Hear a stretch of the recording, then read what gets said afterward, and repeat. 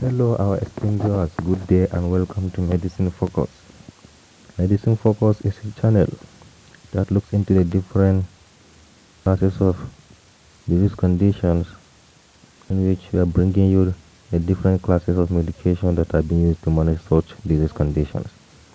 In that which we are looking at the different classes of medications, their mechanism of action, their possible side effects, and examples of agents and medications that fall under these classes.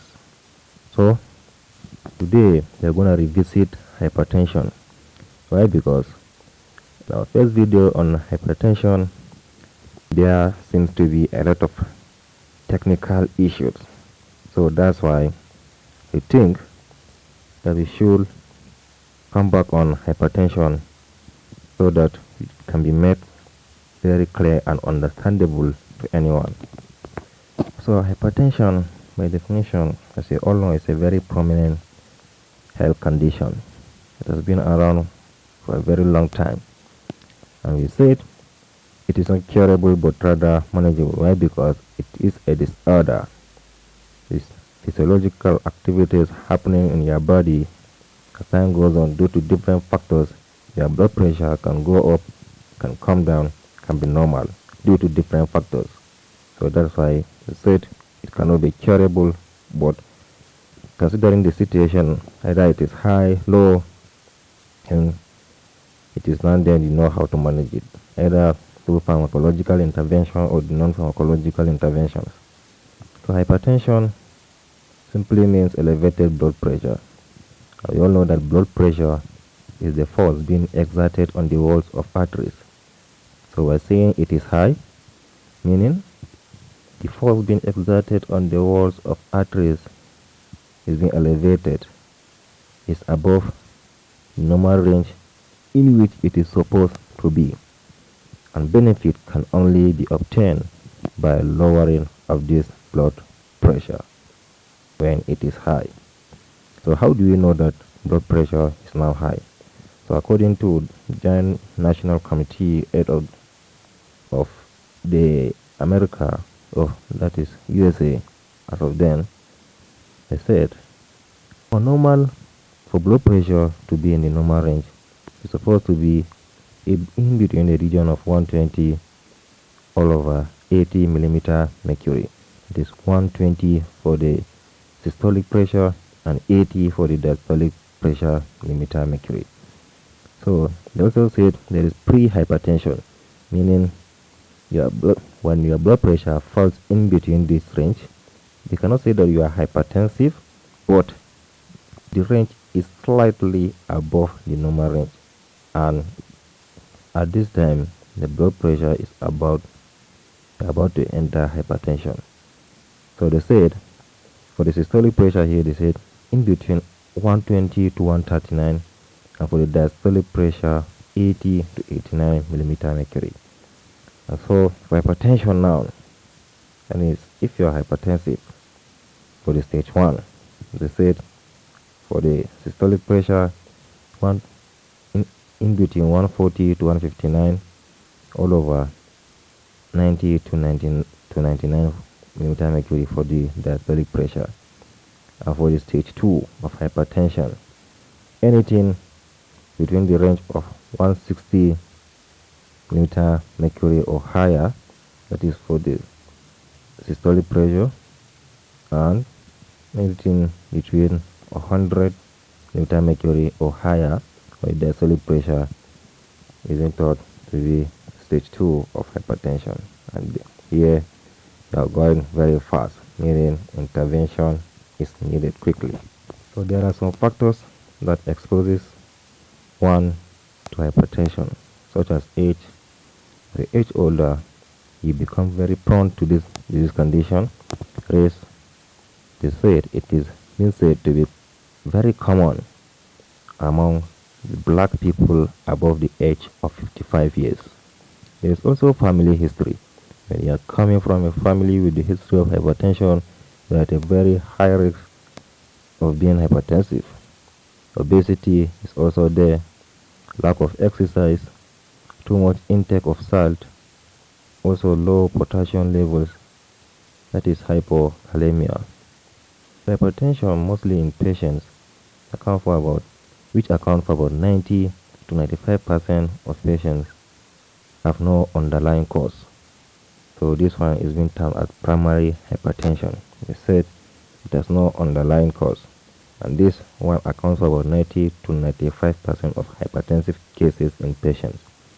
However, there are certain disease conditions that places you at the risk of being hypertensive. Such conditions, pathological conditions, are renal disease, endocrine diseases, heart diseases, and even some medications, just estrogen, which and this accounts for about 3 to 5% of patients with hypertension.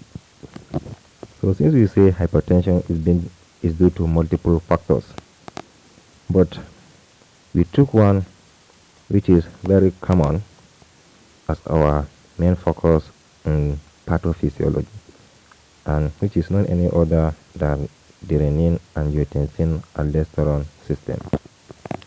So how does this renin angiotensin system affect our blood pressure? By elevating it. So renin, which is an enzyme responsible for converting a renin substrate, which is angiotensinogen, to angiotensin 1. Angiotensin 1 is an inactive substance which is rapidly converted into angiotensin 2. And this angiotensin 2 is a vasodilator, is a vasoconstrictor, thereby causing a rise in our blood pressure. But this renin initially is being secreted from the juxtaglomerular apparatus of the kidney in response to reduced salt intake or glomerular underperfusion. So when there is reduced salt intake or glomerular underperfusion, renin is being secreted. And that renin there, the one responsible for converting that angiotensinogen, which is a renin substrate, to angiotensin 1. Angiotensin 1 normally is an inactive substance. It is not an issue. But the problem there is with this, when it is being converted into this angiotensin 1, it quickly, rapidly gets converted into angiotensin 2. And that angiotensin 2 is now the main issue, which is the vasoconstrictor. And by it constricting the blood vessels, what do you think will happen? So imagine now, it is like water running through a pipe. So by the time water is flowing through a pipe and you happen to pinch one side of this pipe, what do you think will now happen? So the water passing at normal range in between this pipe, you have now suppressed another portion of it, and by you suppressing another portion of it, definitely the water coming will not be flowing fluently the way it is supposed to be flowing. So what will happen now is that there will be much pressure in these waterways. So same fate applies here. By constricting of these blood vessels, the pressure of this blood passing there, definitely it will increase. Thereby by increasing elevates our blood pressure. So having known this, and let's not forget, angiotensin 2 doesn't just cause constriction of blood vessels, it also stimulates the release of aldosterone from the zona glomerulosa of the adrenal gland, which results in further rise in blood pressure by causing sodium and water retention in our body. So now let's look at the treatment or the management of hypertension. And like I said earlier, there is a pharmacological and non-pharmacological intervention. So non-pharmacological interventions for hypertension, they are very crucial. They are very important.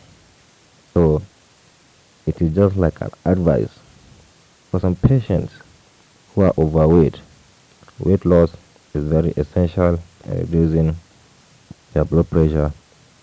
Also reduce the too much intake of salt, especially the raw one, after cooking by you adding raw salt to your food, please. It is not encouraged at all.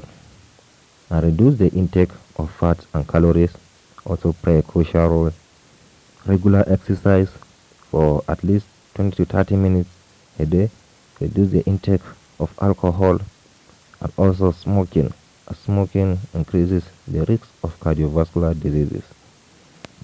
So these are some tips that when you head into, definitely it will help in the management of this hypertension, reducing this blood pressure. So now let's look at the main issue, which is the pharmacological intervention. The pharmacological interventions are the medications that are being used in the management of hypertension now, and which is the main thing under which I said we are going to look at the different classes, examples of agents under it, the mechanism of action, and some possible side effects of them, if any. So the first one is the angiotensin converting enzyme inhibitors. Angiotensin converting enzyme inhibitors are agents that work by inhibiting the action of angiotensin converting enzyme, thereby preventing the conversion of angiotensin 1 into angiotensin 2 at the receptors, thereby preventing the retention of salt and water, and which results in vasodilation and potassium retention instead of salt. Examples of ACEIs, which are the angiotensin converting enzyme inhibitors, are the captopril, lisinopril, enalapril, ramipril, perindopril, and many others. And the possible side effects are the dry cough, because dry cough in particular, why? Because it has been found to block kinase. Therefore, by blocking kinase, it prevents the breakdown of bradykinin, and therefore results in dry cough. So whenever patient is on this ACEIs and you experience anything like dry cough, please consult your doctor or healthcare provider. It will switch you to ARBs. So another class is the angiotensin receptor blockers. These are agents, as the name implies, blocks the action of angiotensin 2 and the angiotensin 2 receptors. Examples are losartan, valsartan, irbesartan, and many others. And some possible side effects include renal failure, edema, headache, etc. Another class is the alpha blockers. Alpha blockers are agents that block or inhibit alpha adrenal receptors in the blood vessels and walls, thereby preventing noradrenaline induced vasoconstriction, thereby reducing elevated blood pressure. Examples of alpha blockers are prazosin, doxazosin, and many others. And one prominent side effect is postural hypertension. Another class is the beta blockers. Beta blockers are these agents somehow found by mode of action. They are found to reduce the secretion of renin by antagonizing beta adrenal receptors in the juxtaglomerular apparatus. Examples of beta blockers are atenolol, propranolol, labetalol, carvedilol, and many others. Please note this: propranolol is a non-selective beta blocker, so it is not suitable. It is not suitable at all for asthmatic patients. Why? Because it antagonizes or blocks beta receptors of the heart, of the lungs, not just that of the heart. So let's be careful with this propranolol. So in short, propranolol is not for asthmatic patients, because there are circumstances that you will find hypertensive patients, and can be asthmatic at the same time. Somebody who is asthmatic can be hypertensive at the same time. So in these cases, what do? You don't recommend propranolol for such patients, because if such patients happen to come in contact with propranolol, definitely you are sending that patient to his grave quickly. We also have the calcium channel blockers. Calcium channel blockers are agents that block slow calcium channels in the peripheral blood vessels of the heart. Examples are amlodipine, nifedipine, amlodipine. Another class is the diuretics. Diuretics are classified into three categories, which are the thiazide diuretics, thiazide-like diuretics, and the loop diuretics, and also potassium-sparing diuretics. So for thiazide diuretics, we have benzofluorothiazide, hydrochlorothiazide as examples, and they work in the distal covulated tubule. And thiazide-like diuretics, we have clothalidone and dipamide as examples. And for loop diuretics, which works particularly in the loop of Henle, we have furosemide, torsemide as examples. I also have potassium sparing diuretics, which works in the proximal covulated tubule. Another example is spironolactone, sodium nitroprusside. And we also have central acting agents such as methyl dopa. So if you want to keep up to date with us on Medicine Focus, just drop your comment, like this video, and don't forget to subscribe so that you can keep up to date with us from Medicine Focus. Have a nice day.